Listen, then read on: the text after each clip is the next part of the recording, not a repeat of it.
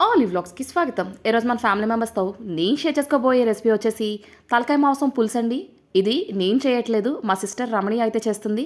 చాలా సింపుల్గా టేస్టీగా ఉంటుంది. తన వంట అయితే ఎలా చేస్తుందో చూసేద్దాం, చక్కగా చేసేద్దాం. ముందుగా ఒక పావు కేజీ ఉంటుందటండి ఈ తలకాయ మాంసాన్ని శుభ్రంగా క్లీన్ చేసేసుకుని తను పక్కకు తీసేసుకుంది. దాన్ని ఒక కుక్కర్లోకి అయితే యాడ్ చేసేసుకుందాం. కుక్కర్లో వేసేసుకున్న తర్వాత అందులోని 1.5 స్పూను అల్లం వెల్లుల్లి పేస్ట్ అయితే వేసుకోవడం జరిగిందండి. తిను చాలా సింపుల్గా టేస్టీగా అయితే చేస్తుంది ఈ తలకాయ పులుసు అయితేని. సో అందుకు తన్నే చేయమన్నాను. అందులోని రుచికి సరిపడగా కారం వేసుకుంటున్నాం, 1/2 స్పూను పసుపు, ముక్కలో ములిగేదాకా వాటర్ అయితే పోసుకుంటాం జరిగిందండి. ఇలా వేసేసుకుని ఒక్కసారి మనం గరిటెతో కానీ కుక్కర్ని కానీ కలిపేసి మూత పెట్టేసుకుని స్టవ్ మీద అయితే పెట్టేసుకుందామండి. ఒక 10 విజిల్స్ అయితే రావాలటండి. 10 విజిల్స్ వచ్చేసిన తర్వాత కుక్కర్ ఆఫ్ చేసేసి పక్కన పెట్టేసుకుందాం. ఈలోపే ఒక టమాటా పేస్ట్ అయితే పట్టేసాము. అలాగే ఒక నిమ్మకాయ సైజ్ అంతా చింతపండును అయితే నానబెట్టుకోవడం జరిగింది. ఇవి రెండు అలా పక్కన పెట్టేసుకున్న తర్వాత స్టవ్ వెలిగించుకుని ప్యాన్ పెట్టుకుని అందులోని ఒక 4 టేబుల్ స్పూన్ల ఆయిల్ అయితే వేసాం. అందులోని ఒక 4 బిర్యానీ ఆకులు వేసేసి ఉల్లిపాయలు పచ్చిమిరపకాయలు, 2 ఉల్లిపాయలు, 4 పచ్చిమిరపకాయలు కట్ చేసుకుని అయితే వేసుకోవడం జరిగింది. వేసేసుకుని మనం స్టవ్ మీద కలుపుకుంటూ ఉన్నామండి. ఉల్లిపాయలు లైట్ గోల్డెన్ కలర్ వచ్చేదాకా మనం ఫ్రై చేసుకుందాము. చూడండి, ఉల్లిపాయలు అయితే కలర్ చేంజ్ అయినాయి కదా, బాగా మగ్గిపోయినాయి. ఇప్పుడు అందులోని మనం ముందుగానే మిక్సీ పట్టిన టమాటా పేస్ట్ని అయితే యాడ్ చేసేసుకుందాం. యాడ్ చేసేసుకుని దాన్ని ఫ్రై చేసుకుందామండి.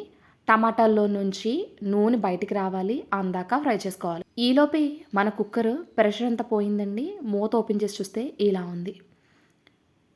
బాగానే ఉడికిపోయినాయండి. ఇప్పుడు ఇలా ఉడికిపోయిన దాంట్లో మనం ముందుగా ఫ్రై చేసి పెట్టుకుంటున్నాం కదా ఉల్లిపాయలు టమాటా, అవి కూడా వేగిపోయినాయి బాగానే, నూనె అయితే పైకి తేలింది. ఇప్పుడు అందులోనే మనం ఆ కుక్కర్లో ఉంది ఇందులో వేసేసుకున్నాం తలకాయ మాంసాన్ని. ఆ వాటర్తోనే యాడ్ చేసేసుకున్నాం అండి. ఇక్కడ కొంచెం కారం తక్కువ అనిపించింది, అప్పుడు దాంట్లో ఒక 1/2 స్పూన్ కారం వేసాము. కూర దగ్గర పడిపోయిన తర్వాత అందులోనే మనం ముందుగా నానబెట్టుకున్న చింతపండు రసాన్ని యాడ్ చేసేసుకున్నాము. యాడ్ చేసేసి ఇందులో ఒక మసాలా అయితే వేసామండి. జీలకర్ర, గసగసాలు, యాలుక్కాయలు, లవంగాలు, చిన్న దాల్చిన చెక్క, ఇవన్నీ మిక్సీ పట్టేసి ఎప్పుడు పేస్ట్ ఉంచుకుంటారట, ఆ పేస్ట్ అయితే యాడ్ చేసుకోవడం జరిగింది. 1.5 టేబుల్ స్పూను మసాలా అయితే వేసేసామండి. వేసేసి ఒకసారి మిక్స్ చేసుకుందాం.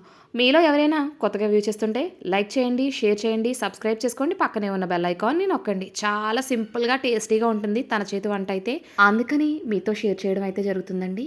ఇప్పుడు అందులోని రుచికి సరిపడగా ఉప్పు అయితే యాడ్ చేసుకుందాం. మనం కుక్కర్ పెట్టినప్పుడు కొంచెం సాల్ట్ వేసుకున్నాం కదా, సో మళ్ళీ ఇప్పుడు వేసుకుంటున్నాం కాబట్టి కొంచెం చూసి వేసుకోండి. ఇప్పుడు ఒకసారి మిక్స్ చేసుకుని మూత పెట్టేసి ఒక 5 నుంచి 10 నిమిషాలు లో టు మీడియం ఫ్లేమ్ మీద ఉడకనిద్దామండి. చూడండి, మూత తీసి చూస్తే ఇలా పులుసు అయితే దగ్గర పడిపోయింది. అందులోని ఒక గుప్పెడు కసూరి మేతి అయితే యాడ్ చేసుకుంటున్నాం పైనుంచి. చూడండి, దగ్గర పడిపోయింది, పులుసు అయితే చిక్కగా ఉంది కదా. ఇప్పుడు ఒకసారి మిక్స్ చేసుకుని స్టవ్ ఆఫ్ చేసేసుకుని సర్వ్ చేసుకోవడమేనండి. యమ్మీ యమ్మీ తలకాయ పులుసు రెడీ అయిపోయింది. ఇంకెందుకు ఆలస్యం, సర్వ్ చేసుకోవడమే. Thank you for watching my video.